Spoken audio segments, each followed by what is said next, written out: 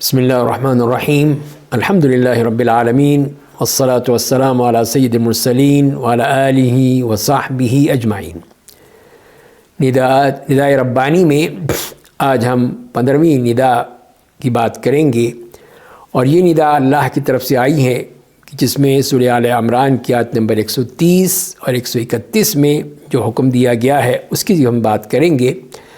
بعد اعوذ باللہ من الشیطان الرجیم یا ایہا الذین آمنوا لا تأکلوا الربا اضعافا مضاعفہ واتقوا اللہ لعلکم تفلحون واتقوا النار التي اعدت للکافرین۔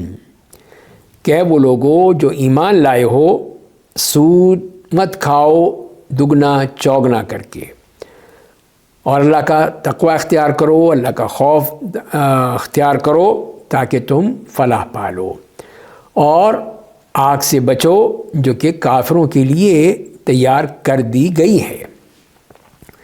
تو یہاں پہ بات ہو رہی ہے پھر وہ سود کی، جیسے ہم پہلے آیات میں پڑھ چکے ہیں کہ وہاں پر بھی سود کے بارے میں سخت الفاظ کہے گئے، اور یہی کہا گیا کہ جو اس کو نہیں چھوڑے گا وہ اللہ اور اس کے رسول سے جنگ کرنے کے لیے تیار ہو جائے۔ اور یہاں پر بھی فرمایا گیا کہ اس طرح سود جو ہے وہ لینا جائز نہیں ہے۔ لا تأکلوا الربا اضعافا مضاعفہ جو فرما دیا گیا ہے کہ دگنا چوگنا کرتے چلے جاؤ، یہ جیسے کہ وہ کیا کرتے تھے۔ تو اصل ربا جو ہے وہی سود جسے ہم کہتے ہیں، اور یہ دو طرح کا شریعت میں بیان کیا گیا ہے کہ ربا فضل و ربا نسیہ۔ فضل سے مراد ہوتا ہے کہ زیادہ کرنا، بڑھانا، اس کو دگنا چوگنا جتنا مرضی ہو جائے کرتے چلے جانا، اور نسیہ جو ہے وہ ہے اس کی مدت میں تاخیر کرنا، اس کا مدت بڑھانا۔ تو ربا الفضل جو ہے یہ ہو سکتا ہے جیسے سونا ہے، چاندی ہے، یہ مختلف اجناس ہیں اور دوسری چیزیں ہیں جو کہ اس طرح اگر ان کے ذریعے سے لین دین کیا جاتا ہے تو اس میں ہے۔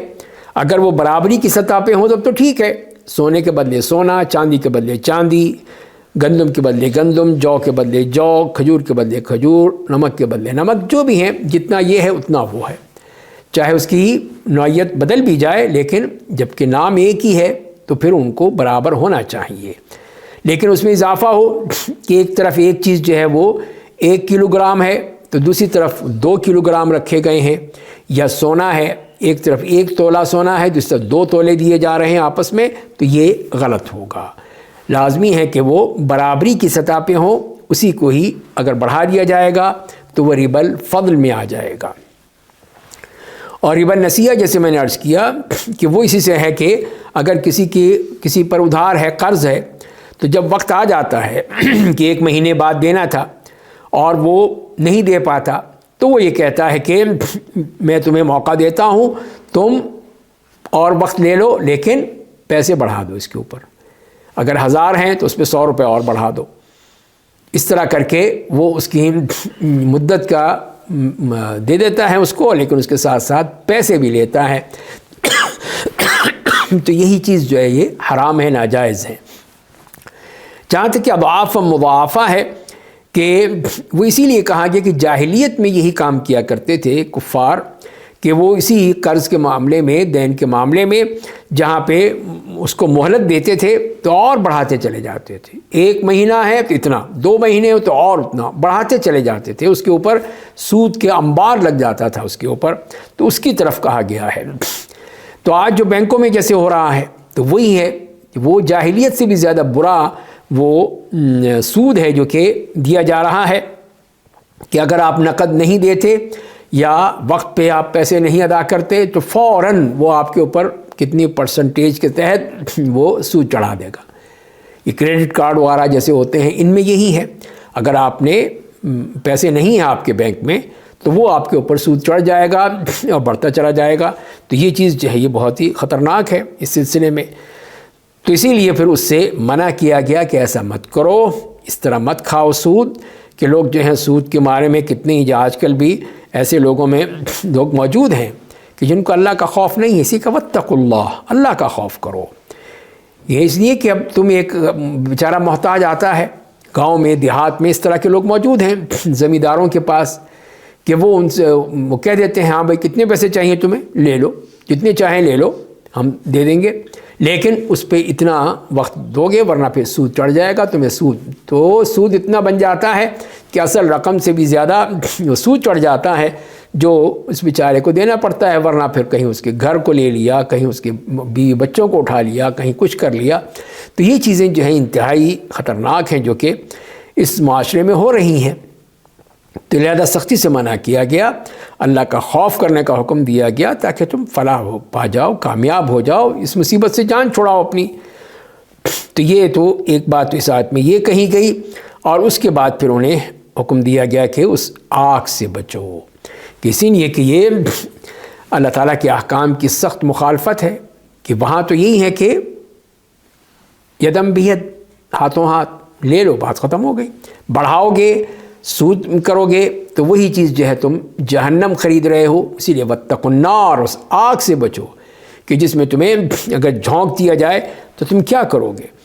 اور پھر اسی لیے کہ پھر یہ آگ جو اللہ تعالیٰ نے کافروں کے لیے تیار کی، اعدت للکافرین، تو تم تو اگر مسلمان ہو تو یہ کام مت کرو. کافروں والے یہ تو جاہلیت والے ہیں، کافروں والے کام ہیں، وہ کام تم کیوں کرتے ہو؟ تم کرو گے تو تم بھی پھر انہی کے ساتھ جاؤ گے جہنم میں. تو لہذا تم اس سے بچ جاؤ، اللہ تعالیٰ سے توبہ کرو، استغفار کرو. اور نبی کریم صلی اللہ علیہ وسلم نے اسی کو ہی سختی سے منع کیا، اور اس کی ابتدا اپنے گھر سے کی کہ گھر میں جو جس کا بھی سود کا معاملہ تھا اس کو اپنے پاؤں تلے دبا کے ختم کر دیا کہ اب یہ باقی نہیں رہے گا. اب وہی ہے جو کہ راس المال ہے، کیپٹل ہے، بس وہی واپس کرنا ہوگا، اس پر کسی قسم کا کوئی اضافہ نہیں ہوگا.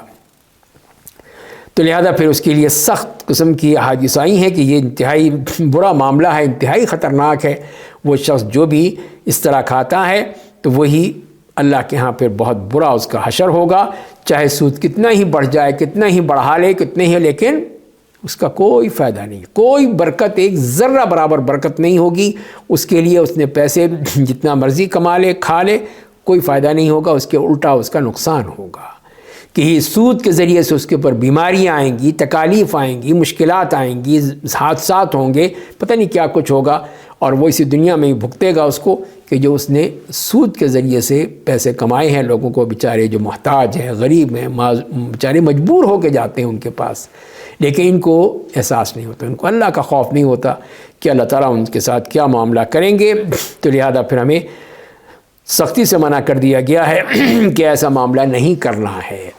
اسی لیے نبی کریم صلی اللہ علیہ وسلم کے اب جو واقعہ آتا ہے کہ ایک صحابی جیسے سیدنا بلال رضی اللہ تعالیٰ عنہ کھجور لے کر آئے، تو اچھی کھجور تھی، برنی جسے کہتے ہیں. تو آپ نے پوچھا کہ یہ تو نہیں تھی ہمارے پاس، یہ تم کہاں سے لائے؟ کہنا ہمارے پاس وہ دوسری طرح سے کم تر کھجور تھی، اس کے 2 سا میں نے دے کر یہ 1 سا لے لی، 1 سا یہ اچھی والی کھجور لے لی میں نے، آپ اس کو تناول فرمائیں گے؟ تو آپ نے فوراً کہا کہ یہ تو سود ہے، یہ تو سود ہے، عین الربا، عین الربا، یہی تو سود ہے. تو یہ مت کرو ایسا. اگر تم نے خریدنی ہے تو پہلے وہ جو کھجور ہے اس کو بیچو اور اس کے پیسوں سے پھر یہ خریدو. تو ظاہر ہے کہ وہاں پہ 2 الگ الگ چیزیں ہو گئیں، تو اس میں کوئی حرج نہیں ہوا. تو اس طرح نہیں ہے کہ تم 2 سا دے کر 1 سا اس کو لے رہے ہو، تو یہی تو سود ہے، یہ تم نے بڑھا دیا اس کو.